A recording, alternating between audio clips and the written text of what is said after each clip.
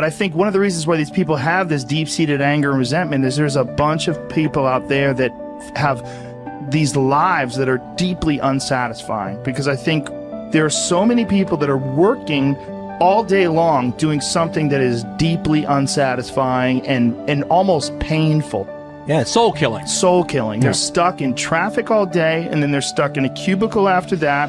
They relish the time to take a in the bathroom and look at their phone. I mean, they literally do that. That's a highlight of someone's day. They get in traffic on the way home. They get home after that, they're watching television, and they're... You ever notice that some people seem to want to hang on to stuff that is bothering them? They're forever talking about it. They don't want to let it go. They've had a failure at something and it's grown. They can't get over it. They just can't get over it. Or somebody said something nasty to them. They don't want to let it go. Do you know what we should do? We should ask ourselves, everything that happens, is this serving you? Is this serving you? And if it's not serving you, get rid of it. You don't want anything in your life that's not serving you, that's not causing you to grow, that's not adding to the quality of your life. I don't care what it is. You will find some people, they just hold on to bad stuff. They hold on to problems. They don't want to seem to let it go. And that adds more problems. Whatever you focus on grows. The only thing that can grow is the thing you give energy to. Why would you hold on to anything that's not serving you?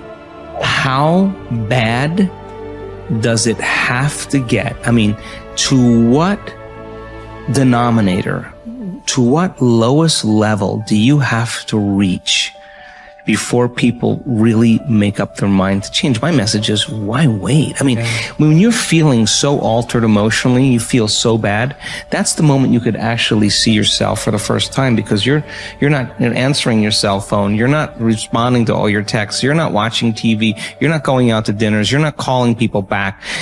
Something's altered in you, and you're starting to become self-aware, right? I dare you to analyze yourself first, your company first, your character, your behavior, your work ethics. I dare you to analyze it and see if there's any change you can make. See, you cannot manage time, but you can manage activity. You can manage your activities. Make certain that what you're doing really makes a difference. Make certain that you're spending your time on activities that are productive, that are taking you in the direction of your goal. If you think about the person that you want to become, what's that person do every day that you don't do right now? And when you start to do the thing that the person you want to become is doing, you leverage something called behavioral activation therapy.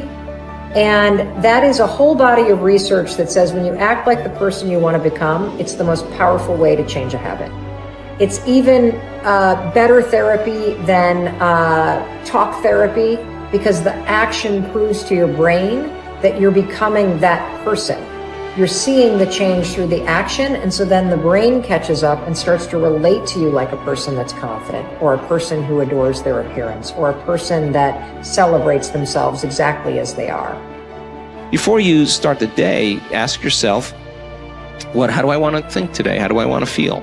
How do I want to behave? I mean, what would greatness look like? What would love look like today? What could I do that would be really cool for me at the end of the day? Say, wow, so I had a good day today. What would make me feel that way? And if you can't find an answer to that, start reading. Who reads anymore? Read a book. I read so many books a week. I know, I'm that way too. So read something about, you want to be wealthy? Read a book about someone who became wealthy, and get real and realize they may have failed 50 times before they actually pulled it off. Or what were their characteristics? What were their traits? What made them? So it wasn't about their wealth, it was about who they became. That's the key, right? So fill your brain with a little knowledge, and then just start asking yourself, what's the greatest expression of myself that I can be today? And rehearse it. Rehearse how you're going to be. And then if it leads to a different choice, that's the unknown. Mm-hmm. And just know that it's not going to be predictable. It's going to be a little uncomfortable.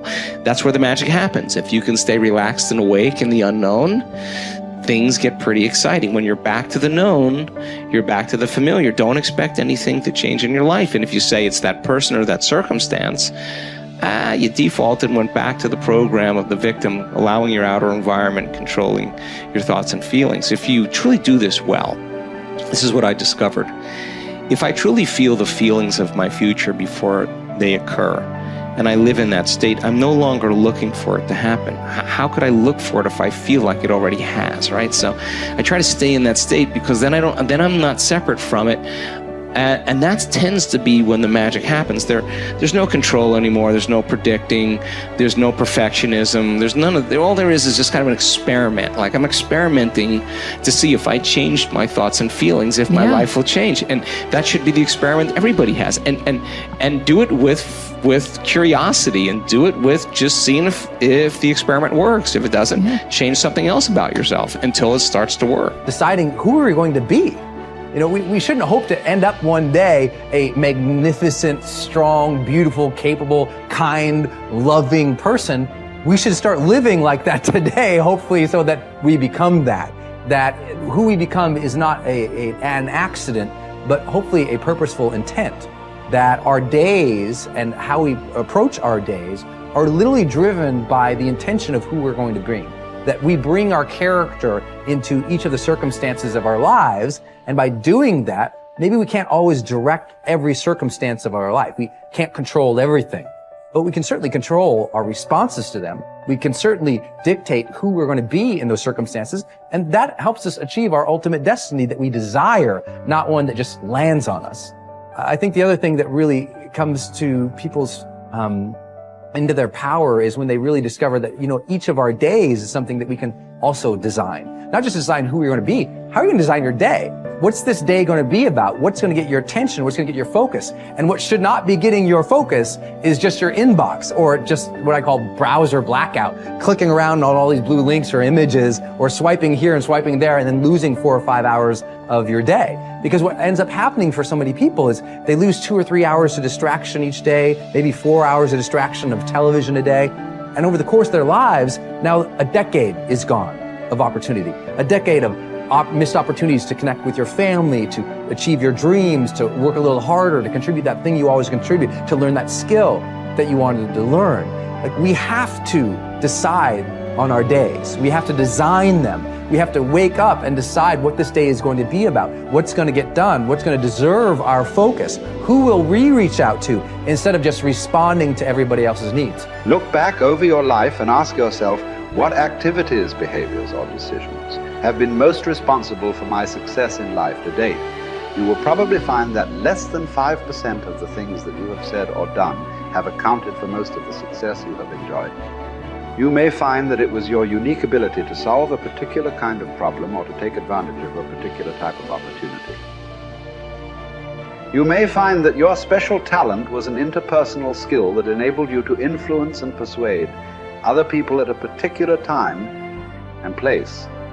You may find, on analysis, that it was an ability to take charge and accept responsibility for accomplishing a particular goal.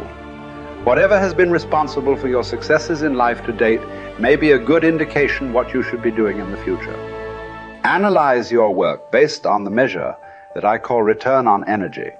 Leaders in every field deliberately apply their talents and energies where they can achieve their greatest return on the amount of energy, mental, emotional, and physical, that they invest in any endeavor. They refuse to take on jobs or work in areas where they cannot perform at exceptional levels. They treat themselves as valuable resources, and they spend their energies very carefully. One of the questions that you might continually ask yourself is this the best possible use of my time and energy? Is what you are doing right now the most valuable thing that you could be doing, given your particular combination of talents and abilities? Often answering this question will help you to see that there is a vast difference between what you are currently doing and what you should be doing if you want to be fulfilling more of your potential. Once you have chosen your ideal job or occupation for this stage of your career, your biggest responsibility is to make the decision to become very good and then to become excellent at what you do. In a lengthy study on successful Americans, the Gallup organization discovered that expertise, or being recognized by your peers as one of the very best in your field, was one of the essential ingredients for success in American life. We said before that self-confidence comes from positive knowing rather than positive thinking. It is only when you know that you are outstanding in your chosen field that you really feel terrific about yourself, and that you enjoy high levels of self-confidence. Men and women who are good at what they do and who know that they are good at what they do are very different from those who are only average. They walk and talk and dress and behave differently. They have an attitude of assurance and certainty about themselves that causes them to stand out in any group. They have a deep down sense of self-worth and self-confidence that is evident to everyone around them. The quality of a person's life is in direct proportion to their commitment to excellence, no matter what their chosen field.